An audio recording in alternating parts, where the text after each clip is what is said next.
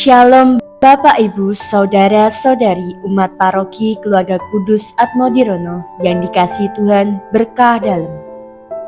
12 murid Yesus memiliki peran penting dalam penyebaran agama Katolik. Mereka menjadi saksi mata atas kematian dan kebangkitan Yesus yang menjadi inti dari iman Katolik. Dari ke-12 murid Yesus, salah satu di antaranya adalah Matius, seorang rasul dan pengarang Injil.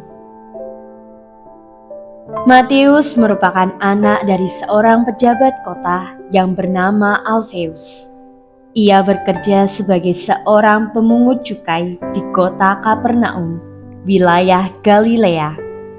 Dalam Injil Markus dan Lukas, Matius disebut juga dengan nama Lewi. Suatu ketika, saat Yesus berjalan, ia melihat seorang yang bernama Matius duduk di depan rumah cukai. Lalu ia berkata kepadanya, "Ikutlah aku." Maka berdirilah Matius, lalu mengikuti dia. Kemudian ketika Yesus makan di rumah Matius, datanglah banyak pemungut cukai dan orang berdosa dan makan bersama-sama dengan dia dan murid-muridnya. Pada waktu orang Farisi melihat hal itu, berkatalah mereka kepada murid-murid Yesus, "Mengapa gurumu makan bersama-sama dengan pemungut cukai dan orang berdosa?" Yesus mendengarnya dan berkata, "Bukan orang sehat yang memerlukan tabib, tetapi orang sakit. Jadi, pergilah dan pelajarilah arti firman ini.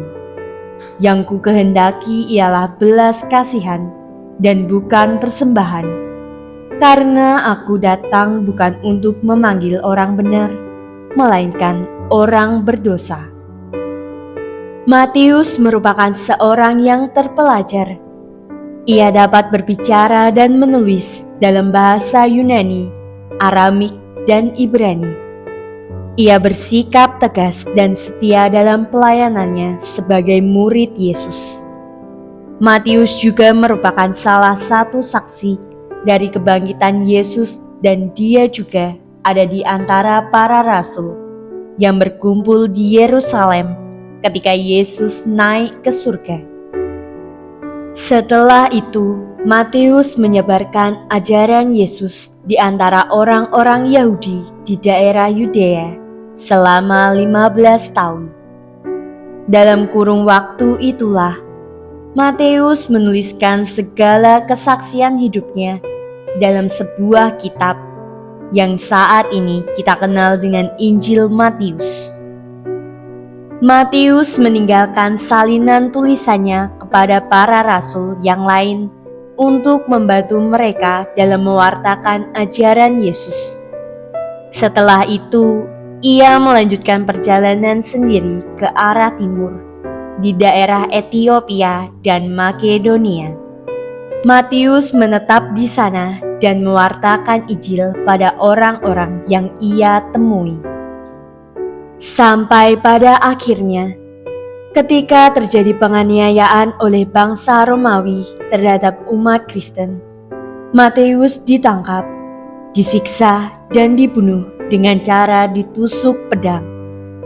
Jenazahnya tidak dikuburkan, melainkan dibakar bersama dengan ratusan umat Kristen lainnya. Matius wafat sebagai martir karena mewartakan Injil dan mempertahankan imannya pada Yesus. Kemudian Gereja Katolik menetapkan setiap tanggal 21 September diperingati sebagai Hari Raya Santo Matius.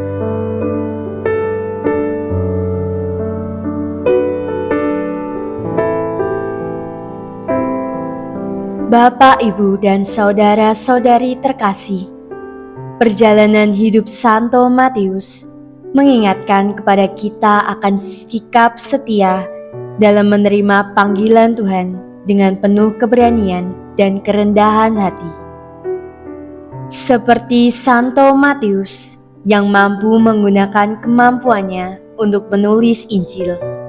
Kita juga harus bisa menggunakan kemampuan yang kita miliki untuk menunjukkan kasih Tuhan dengan berbagi kebaikan kepada sesama.